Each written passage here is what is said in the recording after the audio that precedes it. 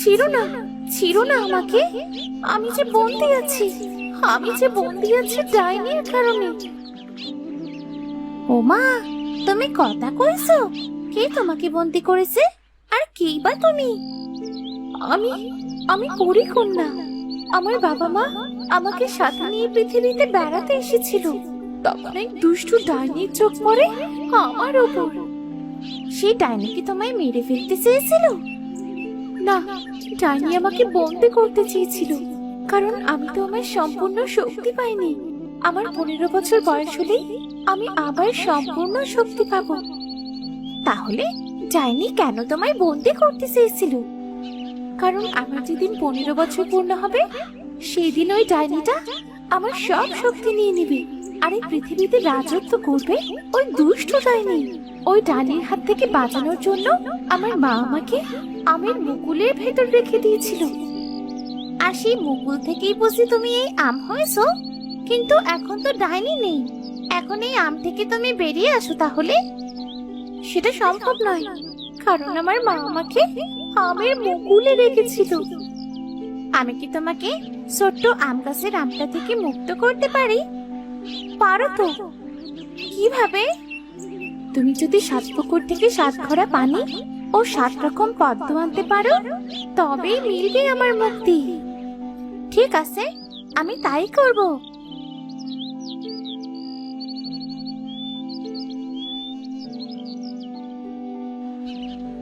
মালা আমের কথা মতো 7 পুকুর থেকে 7 ঘড়া পানি আনে। এরপর 6 পুকুরে 6 রকম পদ্ম খুঁজে পায়।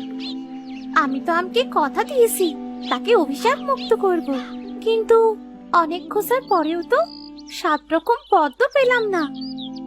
মালা নদীর ধারে বসে কাঁদতে থাকে, আর তখন সেখানে এক সাধু আসে।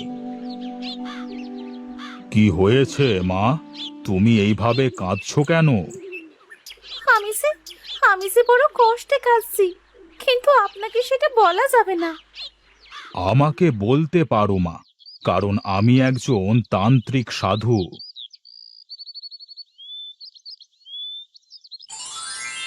এই নাও তোমার আর একটা পদ্ম,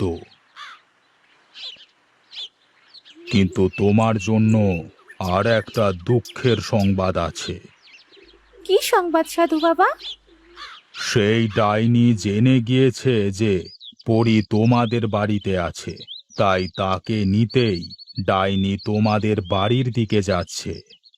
তাহলে আমি এখন কি করি? ভয় পেও না মেয়ে। সাধু জাদু করে কিছু নুন দিয়ে বলে, এই নুনটা তুমি রাখো। যখন দেখবে ডাইনির সাথে তোমরা পেরে উঠছো না, তখন এই নুনটুকু ডাইনির গায়ে ছিটিয়ে দিও। এই নুন ছিটিয়ে দিলে কি হবে সাধু বাবা? এটা সাধারণ নুন নয়, এটা আমি অনেক তন্ত্র সাধনা করে পেয়েছি।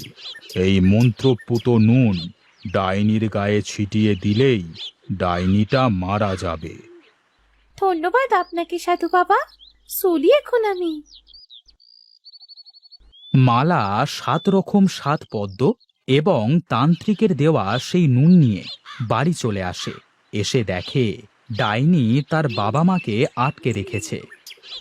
ছেড়ে দে শয়তান ডাইনি, ছেড়ে দে বলছি, ওদের ছেড়ে দে। এই কদিনে ওরা আমায় অনেক ভালোবাসা দিয়েছে। এই ছোট্ট আম গাছ, চুপ থাক। ওদের শেষ করে আমি এখান থেকে তোকে নিয়ে যাব। মালা তোকে ছাড়বে না ডাইনি, ও অনেক সাহসী মেয়ে। আমাকে মারা অত সহজ নয় রে আম। সাহস হোক কিংবা কঠিন, আমি মারবো তোকে শয়তান ডাইনি। কেন এলি রে মা, কেন এলি এখানে? এখান থেকে চলে যা। আমাদের যা হবার হোক, তুই এখান থেকে পালিয়ে যা মা। আমার ভয়ে পালিয়ে যাবে? সে মারবে নাকি আমাকে? তোদের সকলকে মারার সময় হয়ে গিয়েছে। ওদের মারিস না, মারিস না ডাইনি। চল চল, আমি যাচ্ছি তোর সাথে। এই তো আমার লক্ষ্মী পরী। পড়ি? হ্যাঁ মা, ওই আমের ভেতরে একটা পরী আছে। এই শয়তান ডাইনি পরীটাকে বন্দি করে রেখেছে মা। চল আমার সাথে তুই, ছোট্ট আম গাছ। ডাইনি যখনই আম গাছে হাত দিতে যায় ঠিক তখন মালা সাধু বাবার দেওয়া মন্ত্রপুত নুন ডাইনির গায়ে ছিটিয়ে দেয়। এই মেয়ে, কি দিলি, কি দিলি তুই আমার শরীরে? আমার সমস্ত শরীর যে মনে হচ্ছে কেউ আগুন লাগিয়ে দিয়েছে।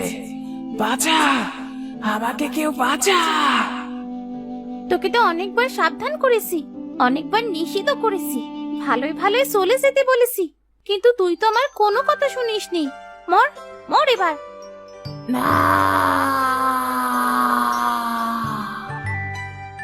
দেখো আমরা মুক্ত হয়ে গিয়েছি। তুমি তো সত্যি অনেক সাহসী। এবার আমাকে অভিশাপ মুক্ত করো মালা। ওই পানিগুলো আমার গোড়ায় দাও, আর পদ্মগুলো বেটে আমাকে ধুয়ে দাও। ঠিক আছে।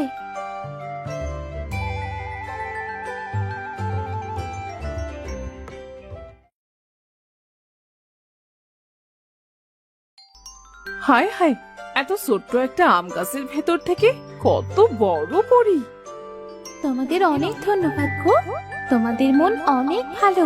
ডাইনির হাত থেকে তোমরা আমাকে বাঁচালে। বলো বলো কি চাই তোমাদের? আমাদের কিছু লাগবে না পরি, তুমি আবার পরি হতে পেরেছো, এটাই অনেক। পরী জাদু করে একটা গরু আনে। এই গরুটা আজ থেকে তোমাদের। এই গরু দিনে যতবার হাঁচি দিবে ততবার সোনার মোহর পড়বে। এখন আমি আসি। পরী মালা, রাইমা এবং রিপনের কাছ থেকে বিদায় নিয়ে পরী রাজ্যে চলে যায়।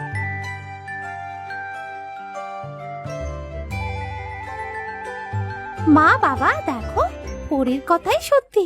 গরু হাসি দেবার সাথে সাথে কেমন সোনার মোহর পড়ছে। আমাদের আর কোনো কষ্ট থাকবে না রে মা, আর কোনো কষ্ট থাকবে না। হোগো, তুমি এটা বিক্রি করে কিছু বাজার করে আনো। রিপন মোহর নিয়ে বাজার করতে চলে যায়। গরুর দেওয়া সোনার মোহর বিক্রি করে আস্তে আস্তে রিপনরা ধনী হয়ে যায়।